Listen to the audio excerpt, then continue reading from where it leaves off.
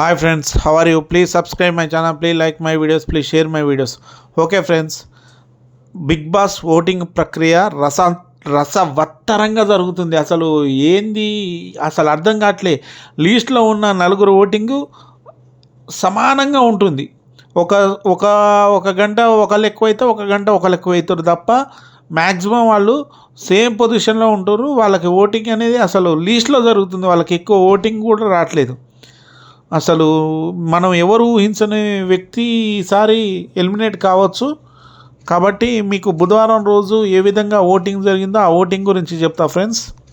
అయితే ఇది unofficial voting మాత్రమే, అఫీషియల్ ఓటింగ్ కాదు. నేను ఫస్ట్ నుంచి చెప్పేది అదే, ఓన్లీ అన్అఫిషియల్ ఓటింగ్ మాత్రమే నేను చెప్తున్నా. Official voting direct Bigg Boss దగ్గర ఉంటుంది. అది మనం ఊహించలేము. అది మనం చెప్పిన దానికి వ్యతిరేకంగా ఉండవచ్చు, పాజిటివ్గా ఉండవచ్చు. కాబట్టి మనం దాని గురించి చర్చించవద్దు. అన్అఫిషియల్ ఓటింగ్ మాత్రం మీకు చెప్తా ఈరోజు. కానీ ఎలిమినేట్ అయ్యేది మాత్రం శనివారం రోజు నైట్ మీకు పక్కా చెప్తా. ఖచ్చితంగా 100% వారే ఎలిమినేట్ అవుతారు. రాసి పెట్టుకోండి. ఎందుకంటే నేను ఇప్పటివరకు చెప్పిన వాళ్ళు ఎవ్వరు కూడా ఎలిమినేట్ కాకుండా లేరు. నేను చెప్పిన వాళ్ళు ఖచ్చితంగా ఎలిమినేట్ అయ్యారు. అయితే బుధవారం రోజు ఓటింగ్ ఏ విధంగా జరిగిందనేది మొదటగా చర్చిద్దాం. తనుజకి 34% ఓటింగ్తో ఆమె ముందంజలో ఉంది. తర్వాత కళ్యాణ్, ఈయన ఓటింగ్ ప్రక్రియ అసలు బాగా కొద్దిగా డౌన్ అవుతుంది, కొద్దిగా పెరుగుతుంది. కానీ సెకండ్ పొజిషన్లో ఉంటుండు. కళ్యాణ్కి 19 స్థానంతో సెకండ్ పొజిషన్లో ఉండు. సంజన గారు, ఈమెకు ఓటింగ్ కూడా మంచిగానే జరుగుతుంది. ఈమె ఈ వారం ఖచ్చితంగా మ్యాక్సిమం ఈమె ఎలిమినేట్ కాకపోవచ్చు. ఎందుకంటే ఈమె ఓటింగ్ కూడా అంటే మిగతా సభ్యులతో పోల్చుకుంటే ఈమె ఓటింగ్ ఎక్కువ ఉంది.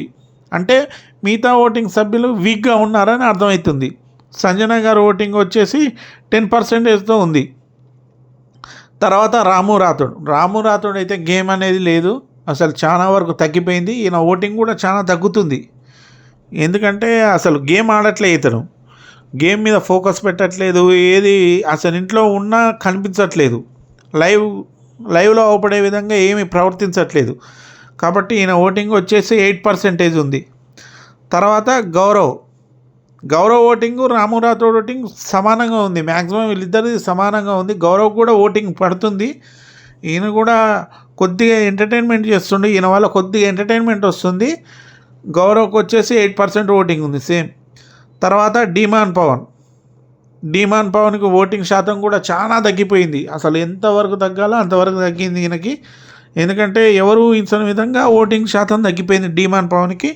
ఈయనకి 7.50%తో ఈయన ఓటింగ్ ఉంది.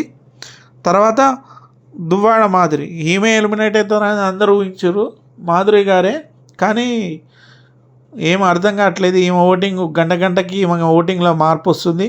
ఒక్కొక్కసారి చూస్తే పవన్ కంటే ముందలు ఉంటుంది, ఒక్కొక్కసారి చూస్తే లీస్ట్కి వస్తుంది. ఏం అర్థం కావట్లేదు. ఈమె ఓటింగ్ కూడా గంటకి ఈమె ఓటింగ్లో చాలా మార్పులు వస్తున్నాయి. మాధురి గారు ఓటింగ్ వచ్చేసి 7%తో ఉంది. పాపం చివరిగా మాత్రం రీతు చౌదరి ఉంది. పాపం రీతు చౌదరి అనిపిస్తుంది ఇప్పుడు. పాపం రీతు చౌదరి లీస్ట్లో ఉంది. ఎందుకంటే ఈమెకి డీమాన్ పవన్తో అంటే గొడవ పెట్టుకోవడం, అలగడం ఇదే కనబడుతుంది బిగ్ బాస్ హౌస్లో. ఈమె గేమింగ్ తక్కువ, కొద్దిగా నేను ఎంటర్టైన్మెంట్ ఇచ్చినట్టు అనిపించింది తప్ప ఎంతసేపటికి గొడవ పెట్టుకోవడమే జరుగుతుంది. ఈమె ఓటింగ్ చాలా వరకు తగ్గిపోయింది. 6.5% ఉంది ఈమె ఓటింగ్. కాబట్టి ఈ వారం ఎవరు ఎలిమినేట్ అవుతారని చెప్పలేకపోతున్నాం. ఎందుకంటే గంటకి ఓటింగ్ అనేది మారిపోతుంది. అసలు 1 అవర్ లోపల చేంజ్ అయిపోతుంది. ఒక్కోసారి మాధురి గారు లీస్ట్లోకి వస్తున్నారు, తర్వాత రీతు చౌదరి డీమాన్ పవన్ కంటే ముందుకెళ్ళిపోతుంది. కానీ చెప్పలేకపోతున్నాం ఎవరు ఎలిమినేట్ అవుతారా అనేది.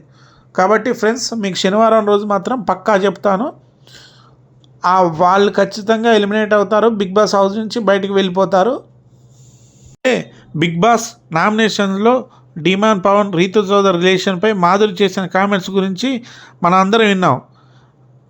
రీతు ముఖం మీదకి వెళ్ళి కొట్టినట్లు మాధురి చెప్పింది. దీనిపై రీతు గట్టిగానే రియాక్ట్ అయింది. కానీ పక్కనే ఉన్న పవన్ మాత్రం ఒక్క మాట కూడా ఏం మాట్లాడలేదు. మా మధ్యలో అట్లాంటిది ఏం లేదు, ఏ విధంగా లేదని కూడా మాట్లాడలేదు.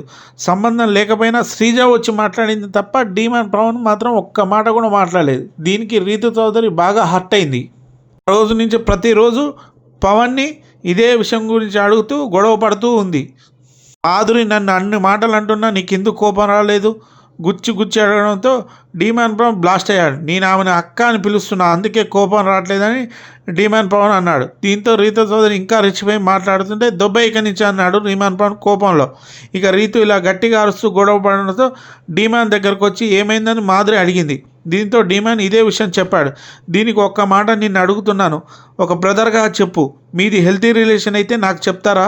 వాళ్ళ ఇంట్లో వాళ్ళు నాకు ఫోన్ చేసి నీతో మాట్లాడుతుంటే వాళ్ళ మదర్ ఏడుస్తున్నారని నాకు చెప్పారు.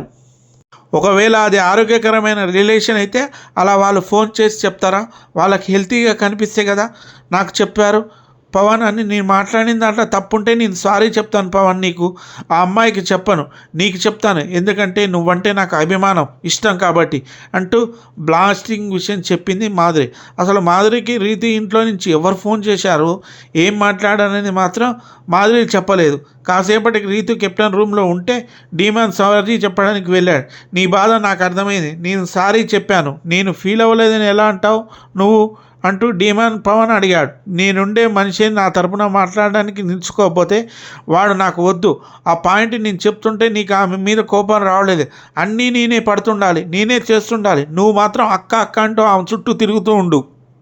నాకు ఆమెను నువ్వు అక్క అన్నందుకు కోపం లేదు, ఇంకొకసారి అట్టే మాట్లాడొద్దామని వెయిట్ చేస్తున్నా.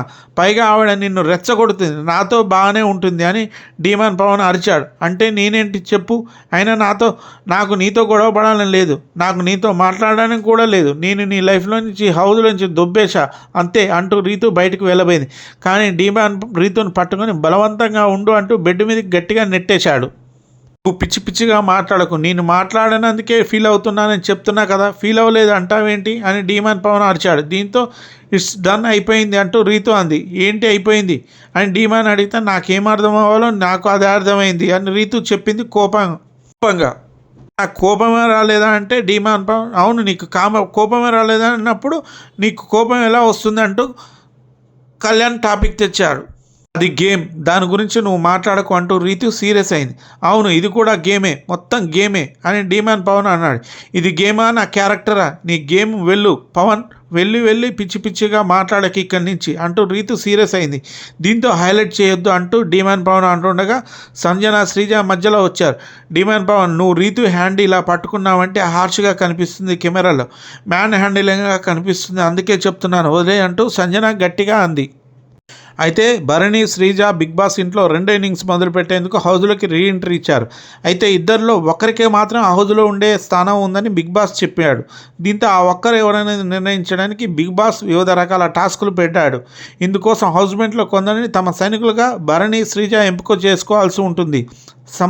అయితే బిగ్ బాస్ ఇచ్చే ఒక్కొక్క టాస్క్లో గెలిచి గార్డెన్ ఏరియాలో ఉన్న ప్యాలెస్పై తమ ఫ్లాగ్స్ పెట్టాలి. ఎక్కువ ఫ్లాగ్స్ సాధించి ఆ ప్యాలెస్ని ఎవరు ఆధీనంలో తెచ్చుకుంటారో వాళ్ళే హౌస్లో ఉంటారన్నమాట. ఇక ఇందుకోసం బిగ్ బాస్ ఇచ్చిన మొదటి టాస్క్ కట్టు పడగొట్టు. ఈ టాస్క్లో భరణి శ్రీజ ఇద్దరు తమకి సపోర్ట్గా ఆడేందుకు హౌస్లో 2 సభ్యులను కన్విన్స్ చేయాల్సి ఉంటుంది. తర్వాత బజర్ మోగానే తమకిచ్చిన బ్లాక్స్తో ఒక సర్వేలో 7 అంతస్తులో టవర్ నిర్మించాలి. అలాగే ప్రత్యర్థి టీం టవర్ని పడగొట్టాలి. ఎండ్ బజర్ మోగే సమయానికి ఏ టీం టవర్ అయితే ఎత్తుగా ఉంటుందో ఆ టీం రౌండ్ విజేత అవుతుందన్నమాట. దీనికి సంచాలకులుగా కళ్యాణ్, సుమన్ శెట్టి ఉండడం జరిగింది. అయితే టాస్క్ అయిపోయిన తర్వాత భరణి, దివ్య అంటూ వాళ్ళిద్దరు కూడా విడిపోయారు. సుమన్ ఏమో భరణి విన్ అయ్యాడని, కళ్యాణ్ ఏమో శ్రీజ విన్ అయిందంటూ ప్రకటించారు. దీంతో బిగ్ బాస్కి బీపీ లేచి ఇద్దరు కలిసి ఒక నిర్ణయానికి రండి అంటూ వార్నింగ్ ఇచ్చాడు. అయినా కానీ మళ్ళీ వాళ్ళు ఆ విధంగానే చేశారు. దీంతో సరే మీరే సరైన నిర్ణయం తీసుకోలేకపోయారు కాబట్టి సంచాలకులుగా మిమ్మల్ని తొలగిస్తున్నా అంటూ బిగ్ బాస్ షాక్ ఇచ్చాడు. Okay friends, please subscribe my channel.